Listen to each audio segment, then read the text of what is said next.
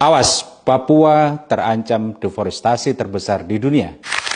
Jadi begini teman-teman, kalian tahu nggak sih bahwa Papua saat ini selagi disorot dunia?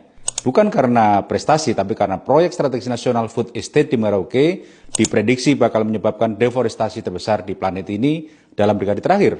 Nggak tanggung-tanggung, proyek ini akan membuka 2,68 juta hektar lahan atau hampir 3 juta hektar untuk dijadikan kawasan pertanian dan bioenergi.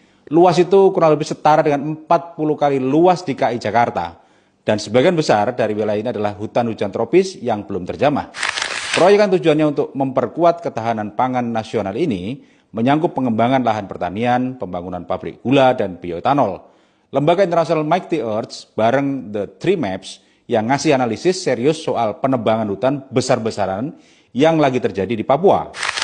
Hutan dataran rendah, lahan gambut, hutan rawa alami, bahkan hutan bakau, semua mulai hilang. Dan ini bukan sekadar akibat pembiaran, tapi karena memang negara yang langsung bilang, kami akan tebang sebagian hutan terakhir yang tersisa. Ya, langsung dari negara. Proyek ini diklaim pemerintah demi ketahanan pangan dan energi. Tapi banyak pakar bilang ini cara pikir yang salah kaprah. Pemerintah menganggap bahwa lahan-lahan itu adalah terdegradasi dan hanya rawa. Padahal faktanya itu semua adalah ekosistem yang sangat penting, tempat hidupnya spesies langka, dan penyimpan karbon alami yang besar banget. Menurut laporan dari Kementerian Kehutanan sendiri, angka deforestasi neto Indonesia pada 2024 mencapai 175,4 ribu hektar. Dan yang lebih parah, menurut Statista, Indonesia itu negara keempat dunia yang paling banyak kehilangan hutan hujan tropisnya.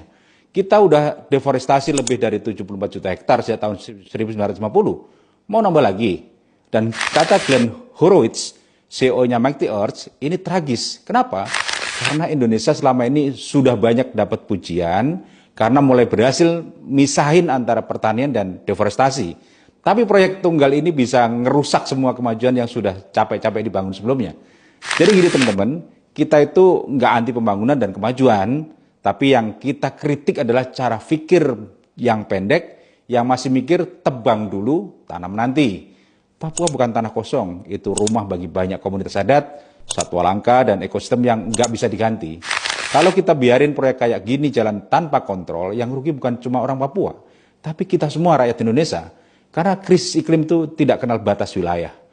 Yuk suarakan, share video ini, jangan biarkan hutan kita habis dibungkus janji pangan nasional. Karena kita nggak butuh nasi yang tumbuh dari tanah yang terbakar, kita butuh kebijakan yang cerdas dan berakar. Jangan lupa teman-teman untuk follow, untuk men-share dan memberikan komen positif.